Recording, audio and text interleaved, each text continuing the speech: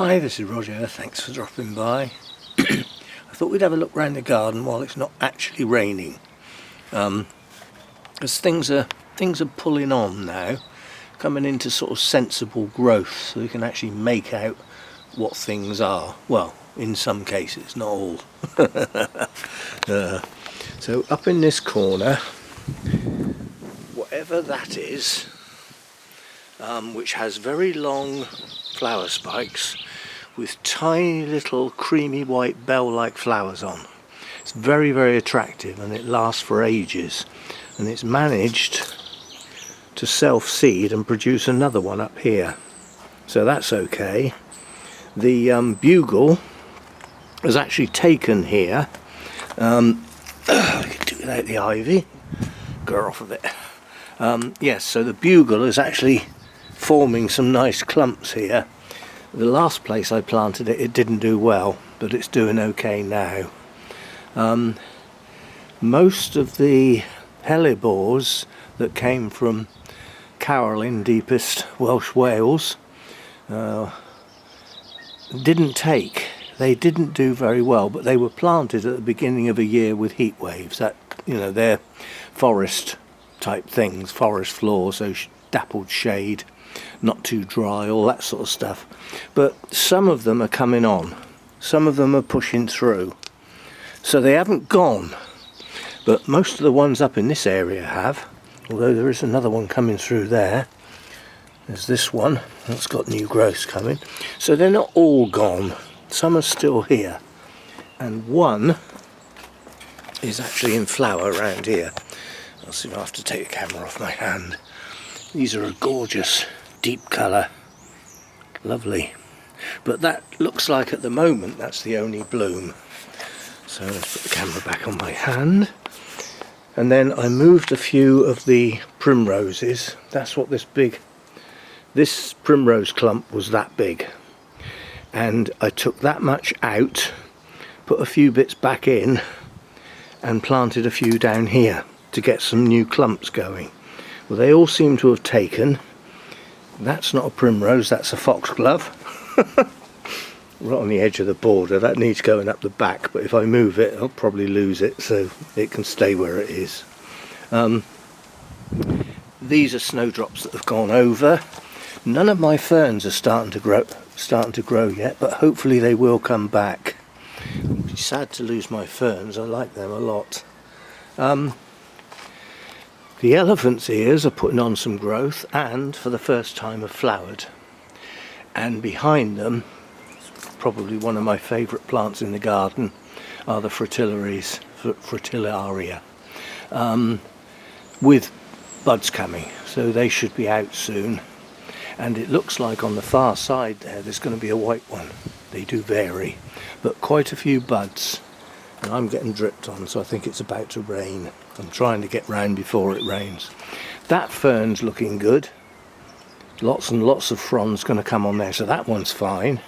And another clump of fritillaries there. And the feathery foliage, like this and this big clump there, that's the Welsh poppies. So they're here, they're not lost, and there are more. And then we've got, coming up through here, this is granny bonnets. Got quite a few of those. There's some coming up here. More Welsh poppies. That's a nice geranium here. More Welsh poppies. Snowdrop's gone over. These are the Spanish bluebells, with buds coming through now. Those should be open soon. And then along the front here, this is London Pride. Again, that has long flower spikes with delicate flowers that last absolutely ages. And you can see what probably looks like a load of weeds. Yeah? Well, they might not be. They might be. At the moment, that is too small to tell, or it is for me. A few more Welsh poppies here, some smaller primroses, and then this, I always forget this one, is not a primrose, it's a primula. So it's effectively a hybrid primrose, but it's a nice colour. Oh, Nice plant. Oh, bending over doesn't do me any good. I'll just go around the bird feeders a minute. Now the seedlings up here are starting to grow. For me, they're still not big enough to know what they are. But soon they will have proper leaves and we'll be able to tell. Because the first leaves that come out are obviously seedling leaves, and then you get the proper leaves come through as the plant gets bigger. Now if they're weeds, they can be pulled out before they get too big.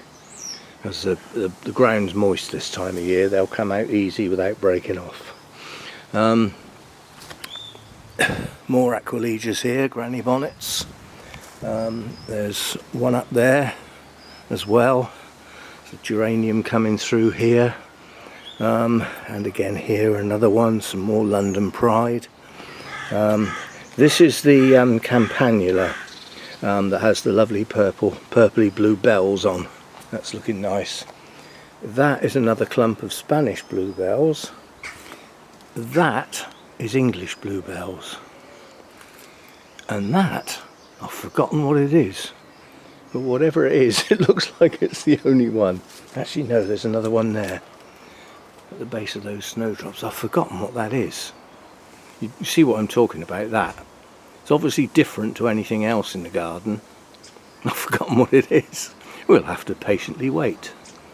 And then these tall spiky looking leaves, I forget what the plant's called. I always call them flaming onions because the leaves look a bit like onion leaves, and they have long spikes of bright, brilliant fire orange flowers on.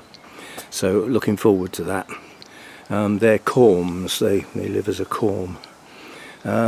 So that's really what's going on in this bed, which the rose is pushing on as well. That's putting up some nice growth. That will get sprayed this year if it starts showing the black spots, because I forgot last year. Is that absolutely necessary? Every member of the crow family makes a horrible noise, every single one of them. We've got some nice daffodils. This whole bed here has got some daffodils up there. Actually, let's go and look at those, because those are a nice double. I actually planted these. They're a lovely double. Very attractive. So we've got some of those, and I've got a feeling there was another small clump there, but it got swamped with the snowdrops got at it. Whereas that one's, you know, a nice clump on its own, so that looks nice. And then some more daffodils that I planted here. These are sort of dwarf daffodils. These are a very nice colour as well. And they come up sort of around the back of this clump. Ooh. So I'm getting spotted. Definitely going to get wet soon. Now this is the perpetual wallflower. It doesn't look very happy at the moment. I don't think it liked being taken out of the sun, but I had to do it to sort the decking out. So, but it has got some flower spikes starting to show. The tub full of, that's marjoram, I think, and chives. And obviously that's just been cut right back. That'll all come through again. I might be going to get rid of whatever that is. I forget what it's called, but it has tall spikes with sort of flat head multifloral blooms on the top. That's actually dozens and dozens of tiny little flowers. Supposed to be very good for pollinators, but it doesn't work in this garden. The pollinators don't seem to go near it. The fuchsia that we rescued from the actual garden and dug up because it was too big, that's been cut right back now. That should start shooting out from the ground in a few weeks' time. As we've got the longer day lengths now, we're just waiting for some warmth, basically, some sunshine, which would be nice. I haven't seen much of that lately. My maple's coming into bloom. Sorry, into leaf. I'll get there in a minute.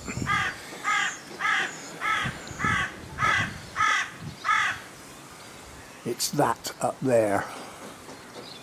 Evil looking crow. I do not like the crow family at all, making all that noise. All the lovely little songbirds up there, that, you know, twittering and playing around, just get drowned out by something like that. And that'll steal the babies and the eggs if it gets half a chance. Just not a nice family of birds. Well, not for me anyway. Anyway, back to my maple. This is coming into leaf. Last year this actually flowered and produced some little seeds. They're winged seeds. So they're the sort that, you know, if they drop off, the wind would catch them and they'd twirly round like little helicopters and wander off somewhere else, basically. These daffodils here I didn't plant. They come up every year, they look nice. And then we get into the mess, basically, simply because I haven't been able to use the leaf blower on the leaves because they're constantly wet. We shall see. I'm going to have to get at them. But what's annoying me more than anything is I thought I'd got rid of this last year. This is bittersweet, and if it flowers it will seed, and if it seeds it does this everywhere. It's evil stuff, I really despise it. So while I'm here we will pull some out because these are quite large plants. At least it comes out easy. But I thought I'd got rid of it. I made sure that none of it flowered last year, and blow me it has. Now up in this little corner we got some primroses again. There's been a few snowdrops, and there's some English bluebells here as well. And then there's some more of that purple stuff, and some nice geraniums tucked in under the hedge. And all of these bits that are not the bittersweet are actually forget-me-nots. So we will have a nice mass of blue here later in the year. But not now. And then there's various other types of ground cover, which we've got thyme, we've got this stuff here and another sort that these two are very similar but different colours obviously. This pot is on its side because it fills up with water and the drainage hole's completely blocked. So I put it on its side for now, so that because it gets waterlogged. It actually literally fills up with water, and that would suffocate the roots. They need oxygen. So I'm getting these as I see them. So hope it's not too late. Another big one there. This is the Himalayan honeysuckle. Lavender starting to shoot out now. It's a bit leggy, that plant. It could do with replacing really. More geraniums up under the hedge looking nice.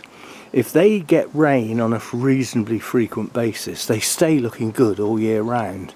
If it gets too dry they get all leggy and horrible. The rosemary is coming into bloom, so that's looking nice. And up the back here, the camellia, the red one, is actually in flower. So we've got quite a few blooms on there. This was lost. This bamboo had grown into the garden so much that this bush was completely buried. We didn't know we had it for the first 2 years. We found it last year, or the end of the year before actually. Ouch. Getting poked in the back here. And that's something that even if we don't get rid of the weed, we don't let it flower. Dandelions. Now around here I'm going to have to try and do some rescuing, because here these little rosettes, that is mimulus. It's actually it was a marginal pond plant up at my other place. Not the last place I lived, the place before that. The one that I put the video up of not so long ago. So these would have been growing around that wildlife pond. They were in a tub, but the tub got baked in the heat waves last year. but obviously they've managed to push a few seeds out, so I will try and rescue those, because they are looking nice.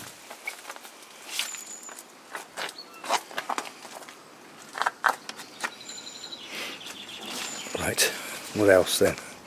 More ground cover, more thyme. We've got the red campion, nice big clump there. A couple of new clumps we've got going under there. That I can never remember the name of, scabious. That has the nice purple flowers on later in the year.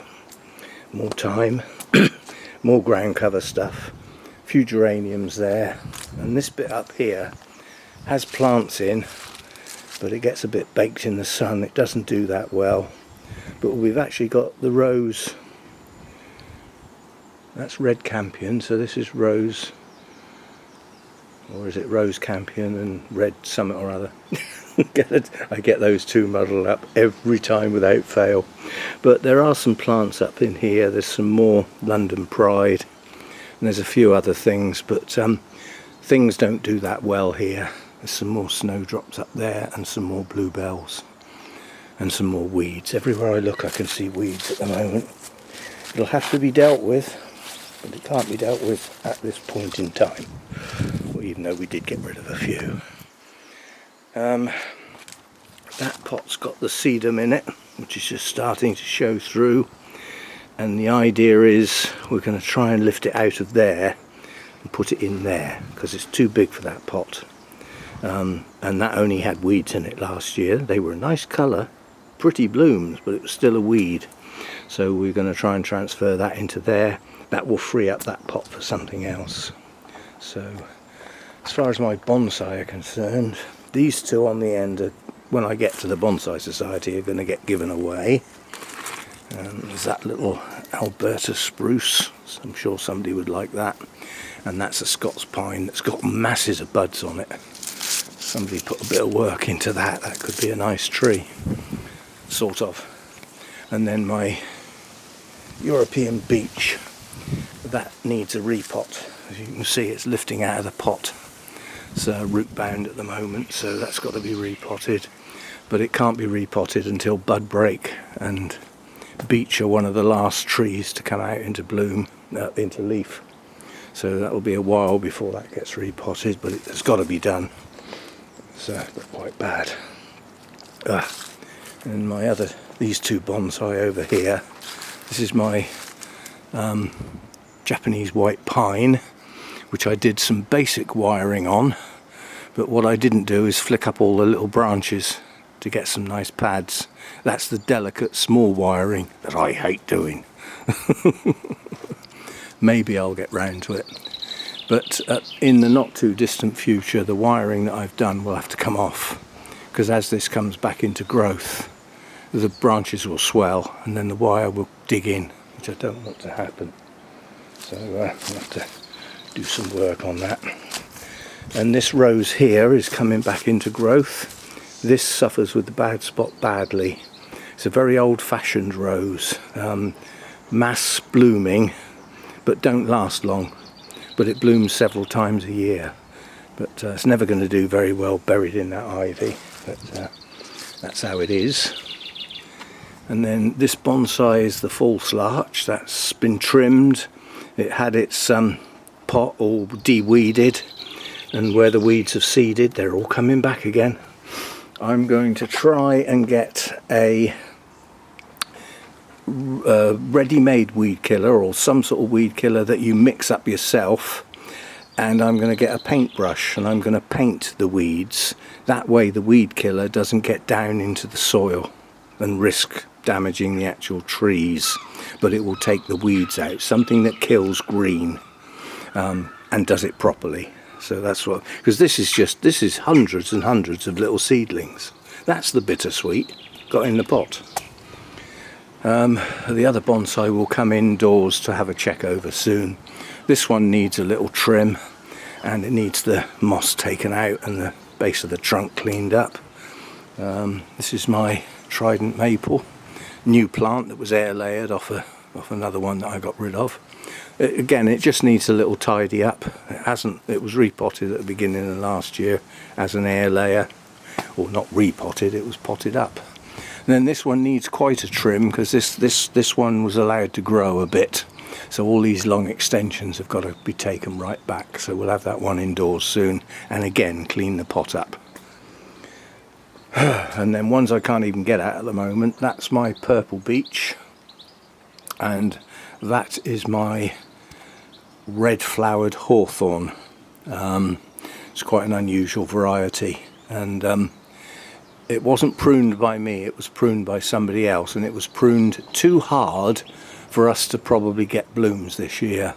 So the idea is to grow a nice ball shaped mass of new growth that then flowers the following year, and then you can trim it back and reshape it and do it again. But I probably won't be able to do it this year, because as I said, it was pruned too hard last year, not by me. And then we've got my Deshojo maples just coming into leaf. This will come inside for a trim. It's things like this, crossing branches. You know, this is the wind will just damage them, and any long extensions, although this did get pruned last year, so not too bad. And then behind that is my hornbeam, which is breaking bud, so this needs doing now. This needs a trim. Doesn't need repotting this year, but it needs all the moss getting out so that the water can get down in it. This was let grow last year because the tree had got really weak, so I thought we'll let it grow, that'll develop a better root system, and then this year we can cut these long extensions back and get back to getting some ramification. This is my Japanese azalea, which I thought was dead, but it does look like it's not dead. It's not happy, but it does look like it's shooting out in places. Now if it shoots out in all its little places, that'll be fine. If it only shoots out in part of the tree, then it'll destroy the shape. So that's got quite a nice form to the trunk, that one. And then last of the bonsai is the Fuji cherry Kojo no Mei, that is in full flood. Absolutely looking gorgeous. It was its best ever blooming last year, and this year it's even better. So lovely delicate little blooms. It is very slightly fragrant. The downside is the blooms don't last too long, and as the blossom starts to drop, it makes a hell of a mess. You know, you can grow these into sort of small trees in your garden. This was never designed as a bonsai, it was got as a garden tree. It grew this shape on its own, so I thought, well, it looks sort of like a bonsai, we'll stick it in a bonsai pot, which is what I did. Lovely gnarly bark on it. Leaves starting to break in places, so these blooms will be gone in probably a week, most of them. So yeah, but so that's what's going on in the garden, and a quick look at the bonsai. So as I say, things are coming back to life. Starting to get a bit of nice stuff showing in the garden, and as these aren't going to last long, we'll end on that. And I'll see you next time. Thanks for dropping by.